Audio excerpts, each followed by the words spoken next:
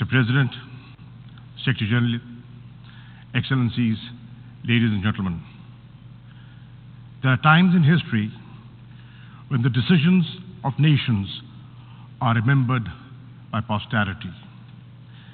This is one such moment. What we do today or cannot do will be recorded in history. Driven by arrogance and emboldened by impunity, Israel has mounted a relentless onslaught on the occupied and beleaguered people of Palestine. As we speak, children, women, and men in Palestine are being killed with impunity. In 1 week of Israeli attacks, over 250 Palestinians have been killed and thousands injured. 1/3 are women and children. Death echoes in every home in Gaza. The Israeli airstrikes are responsible for the taking of every single life of the Abu Hattab family. 2 were women and 8 children. Let that sink in for just a moment. Hundreds of such tragedies are being enacted every hour in Gaza and other parts of the Palestinian territories. So far, over 50,000 Palestinians have fled their homes in Gaza. There is limited access to water, food, hygiene, and health services. Hospitals and access to water and sanitation services depend on electricity. Fuel for the power plants has almost run out. Gaza is plunged in darkness, literally and metaphorically. The only light is that of Israeli explosions. This is Palestine, where in full view of the world, the Israeli airstrikes bring down entire buildings to kill and terrorize innocent Palestinians and even silence the media. It is time to say enough. The voice of the Palestinian people cannot and will not be silenced. We, the representatives of the Islamic world, are here to speak with them and for them. Mr. President, it is appalling that the Security Council has been unable to exercise its primary responsibility for the maintenance of international peace and security. The Security Council has failed even to demand a cessation of hostilities. Those preventing the Council from doing so bear a heavy responsibility.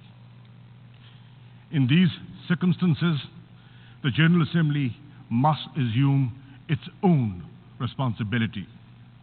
We must not fail the Palestinian people at this critical juncture. Mr. President, our first priority must be to halt the Israeli aggression. I hope that even at this 11th hour, the Security Council will call for a cessation of Israeli attacks. If it fails to do so, the General Assembly must make this demand on behalf of the entire international community. Let us be clear, there is no moral or military equivalence between the beleaguered and occupied Palestinian people, who have no army, no navy, no air force, and the Israeli war machine, one of the most powerful in the world. This is a war between a military occupier and an occupied people. It is a conflict between illegal occupation and a legitimate struggle for self-determination. In this context, it is worth recalling General Assembly Resolution 2649 of November 1970, which affirms the legitimacy of the struggle of peoples under colonial and alien domination, recognized as being entitled to the right to self-determination, to restore to themselves that right by any means at their disposal.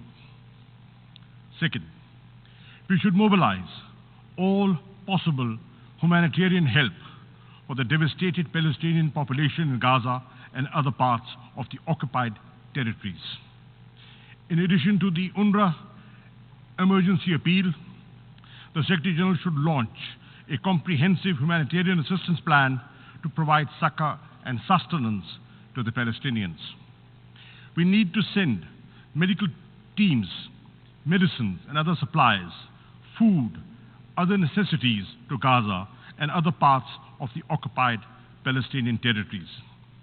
We welcome the access being provided by Egypt to Gaza. Israel must open all access points to Gaza to ensure the timely and urgent delivery of international assistance. Third, the General Assembly should call for concrete steps to protect the Palestinians. We should deploy an international protection force, as was called for in the General Assembly Resolution ES 10/20 and as demanded by the Islamic Summit Conference on the 18th of May 2018. If the Security Council cannot agree to send the protection force, a coalition of the willing can be formed to provide at least civilian observers to monitor a cessation of the hostilities and supervise the provision of humanitarian help to the Palestinians. We also call on the Secretary General and the High Commissioner of Human Rights to offer protection to Israel's Arab citizens who are being lynched and murdered by fascist Israeli gangs at the present time. Fourth, the General Assembly should condemn Israel's forcible and illegal eviction of Palestinians, including in Al-Jarrah district of Jerusalem, and continued construction of Jewish settlements. The onslaught against Palestinians worshippers in Haram al-Sharif and Al-Aqsa Mosque, the first Qibla of Islam, during the month of Ramadan, and Israel's brutal and indiscriminate aerial and land bombardment of Gaza. Israel's crimes against humanity should not escape accountability. There should be no impunity for violation of international law, including the Fourth Geneva Convention and other human rights conventions. The Human Rights Council, the ICC, and the ICJ and other avenues should be activated to ensure Israeli accountability for its war crimes. Fifth, we must revive concrete efforts to end Israel's occupation of the Palestinian territories and to dismantle the illegal settlements and the apartheid-like regime Israel has imposed in the occupied territories. The General Assembly should secure unconditional implementation of Resolution 242 of November 1967, in which the Security Council declared the inadmissibility of the acquisition of territory by war and demanded that Israel withdraw its armed forces from territories occupied in the 1967 war. It is therefore imperative to initiate bold steps to secure the implementation of the Security Council and General Assembly resolutions calling for the establishment of a viable, independent, and contiguous Palestinian state with Al-Quds, Al-Sharif as its capital. Pakistan endorses President Abbas's call for an international conference to secure a peaceful settlement.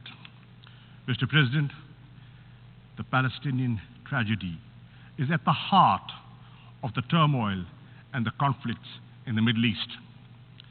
It is also the principal root cause of the humiliation and anger in the Muslim and Arab world. Anger which breeds extremism and often spawns acts of violence.